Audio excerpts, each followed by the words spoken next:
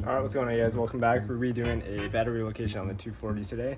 So what we're going to be doing is we're going to be using the brand new Optimal yellow top battery, and we'll be relocating it in the passenger rear of the car of the 240.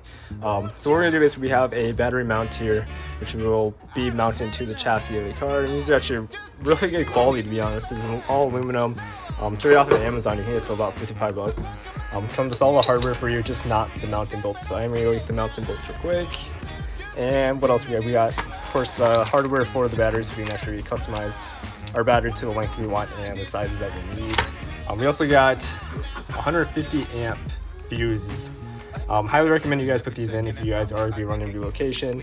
It's good to have so that your battery wire won't go up in flames and go through the whole chassis of your car. So just end right at the battery. Some people like to put it inside the engine too, so we'll probably do inside the engine and in the rear. We'll see how we do that. And we also got zinc coated battery terminal connectors for the wire. Alright, so I just got back from the hardware store, and of course these are mainly the bolts that we'll be using for the battery tray. So we get 4 bolts. These are all grade 8 too. I wanted to just get grade 8 just so it won't rust or anything like that. It's grade 8 bolts, grade 8 washers. We did get a few more washers than needed. So we will be using them to help space out the bottom of the tray so that we'll get a nice flush and flat surface area to work with, so it won't be all wobbly and crooked. Of course, nuts and locking washers from the bottom too.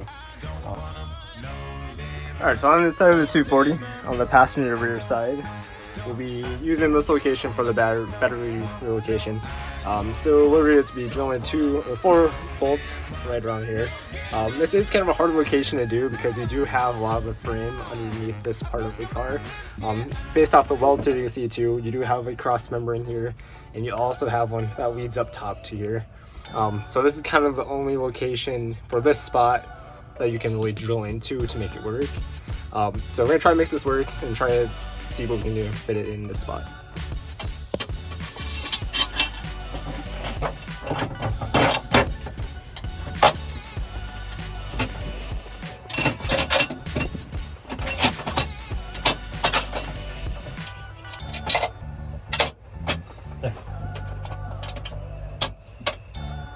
Good.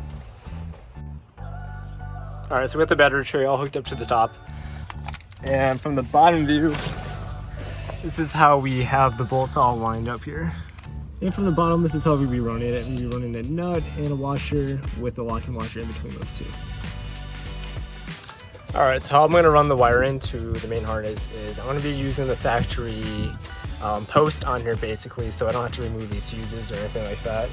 So what I'm going to do is I originally removed the terminal part on the tip of this. If you guys want to do it too, you can just take this bolt out and it'll slide right off of you. So basically I'm going to reuse the main bolt and use another adapter on the 2-gauge wire and basically have a hookup right to that, and it'll all meet there, and I'll just tape it off from there. But yeah, if you guys do want to do this, I recommend you guys use 2-gauge wire. You guys can use 1-gauge, but that kind of is overkill. 4-gauge is, you can use it, it's just, I don't know, I recommend you guys in 2-gauge.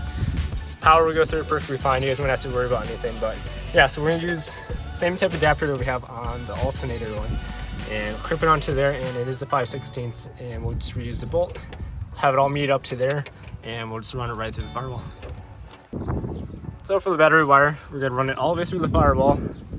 So we come through over here and meet down by the ECU. Let's pop out there, and what I'm going to do is I'm going to have it run through the side of the chassis here. And basically I'm going to have it all bolted up nice and clean. And it's going to run all the way through right to the positive terminal on the battery. So the next thing I need to do is find out how long of a wire I need, and I'll cut it from there. So we've got our initial length here, so now all we got to do is just cut it, and we can finally make our battery cable.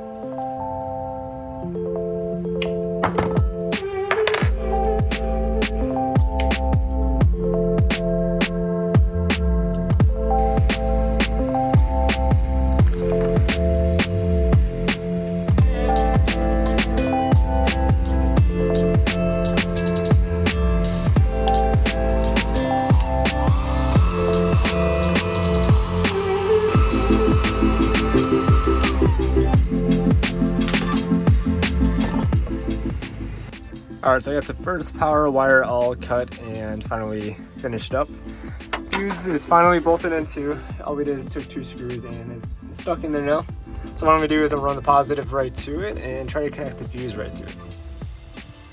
Alright, so I got the cables all hooked up to the fuse. Had to move the fuse up a little bit because I did have too much of a pincher. So yeah, fuse is all hooked up and now we're trying to the wire. Next thing we're gonna do is just feed the wire straight through the firewall and we should be completed from there. Sweet, the battery relocation is finally completed. So a few things I had to redo was the battery plate. Battery plate was actually backwards. So if you guys are doing the battery plate and it is like a directional fit, kind of like these optimal ones, make sure you do put it in the right way or else you'll be spending another 20 minutes trying to flip the plate. Good thing the bolts on the bottom are actually pretty easy to get to. So it took me a little like 10 minutes to do it and now it's on right. So that's pretty good to have. Everything lined up perfectly good. Having the fuse here and the positive cable and having the ground here is pretty cool. So this is the ground cable I actually made too.